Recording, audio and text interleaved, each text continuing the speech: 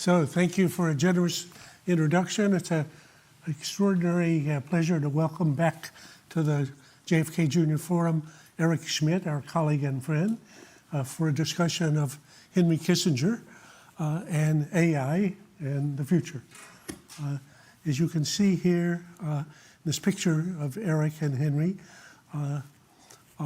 they were best friends, late developing friendship, but became very deep friendship, in which Eric was generously the tutor for a 95-year-old Henry Kissinger, who discovered AI hanging around the end of a lecture that he had given when Demis Hassib was beginning to talk about AI, and Henry decided he needed to learn about this.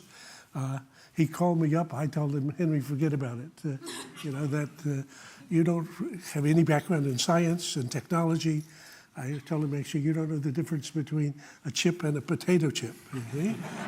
He said, that's true, but Eric has promised to teach me. So we're very pleased to have him here. We had him here last year. This is actually, maybe it will become an annual tradition.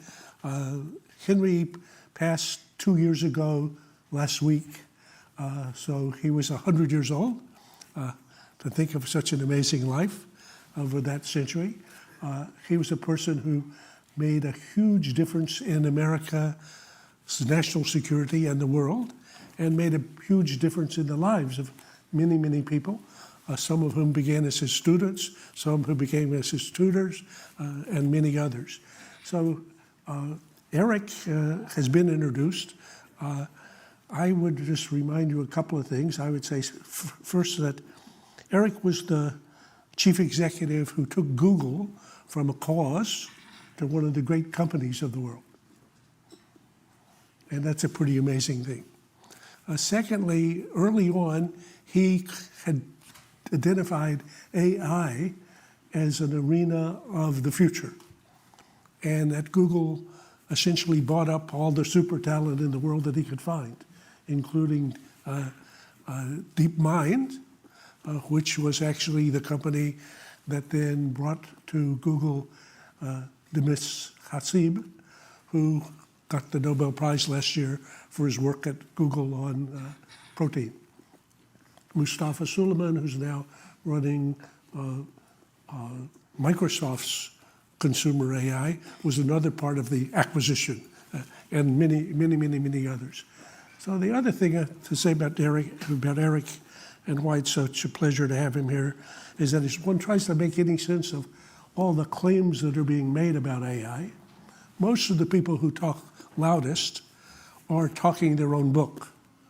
So when I listen to Sam Altman or to folks at Anthropic or at folks, even Mustafa now at Microsoft, they have to talk their companies. But you're holding my book. Well, wait a second. They have to talk their company's, business, their future. And they are chasing what they believe is the biggest pot of gold at the end of the rainbow that there's ever been.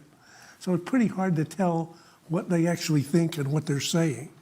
Eric has kind of graduated to be the statesman in this domain, having had a big stake in it, but now having standing back, and particularly after his work with Henry, basically trying to say things as clearly as he can and as clearly as he can see them. So I take him to be a much more valuable source of clues about what's happening than listening to most of the people who are talking their own books. So let's start with Henry, and then we're going to go to AI, and then we'll go to questions in the audience.